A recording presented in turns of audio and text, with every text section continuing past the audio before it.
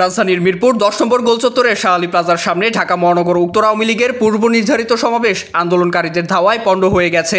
বৃহস্পতিবার সকাল ১০টার দিকে শাহ আলী প্লাজার সামনে সমাবেশস্থলে জড়ো হতে থাকেন আওয়ামী লীগের নেতাকর্মীরা। সেখানে তারা কোটা সংস্কারের দাবিতে আন্দোলনরত শিক্ষার্থীদের বিরুদ্ধে নানা স্লোগান দেন। সকাল 10:30টা থেকে সমাবেশ চলছিল। রাজধানীর মিরপুর ১০ নম্বরে বৃহস্পতিবার বেলা ২টার কিছু পরে একটি পুলিশ বক্সে আগুন দেওয়া হয়েছে। ফায়ার সার্ভিসের দায়িত্বরত কর্মকর্তা বিষয়টি জানিয়েছেন। এর আগে মিরপুর ১০ নম্বরে সিটি কর্পোরেশনের কার্যালয়ের পাশে নির্মাণাধীন একটি ভবনে দুজন পুলিশকে মারধর করা হয়েছে। গোলচত্বর ও আশেপাশের এলাকায় সরকারি চাকরিতে কোটা সংস্কারের দাবিতে আন্দোলনকারীদের সঙ্গে সকাল থেকেই দফায় দফায় পুলিশের সংঘর্ষ ও পাল্টাপাল্টি ধাওয়া চলছে।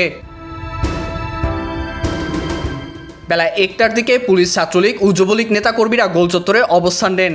আর আন্দোলনকারীদের অবস্থান ছিল গোলচত্বর থেকে গাজীপাড়ার দিকে আসতে আল হেলাল হাসপাতালের সামনে। আন্দোলনকারীদের আরেক অংশের অবস্থান ছিল মিরপুর ইনডোর স্টেডিয়ামের দিকে।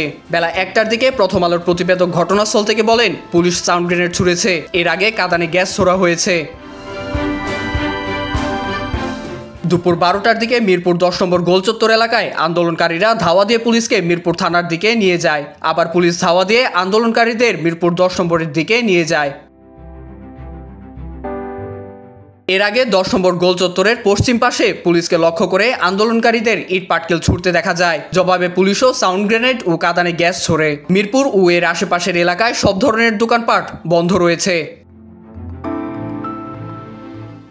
এদিকে সকাল 11টার দিকে মিরপুর ১২ নম্বর বাস স্ট্যান্ডে জড়ো হওয়ার চেষ্টা করেন আন্দোলনকারীরা। ওই সময় পুলিশ তাদের ধাওয়া দিয়ে মিরপুর ডিওএইচ এলাকার ভেতরে পাঠিয়ে দেয়। আন্দোলনকারীরা জানান, সেখানে পুলিশ ও যুবলীগের সদস্যরা তাদের পিটিয়েছে।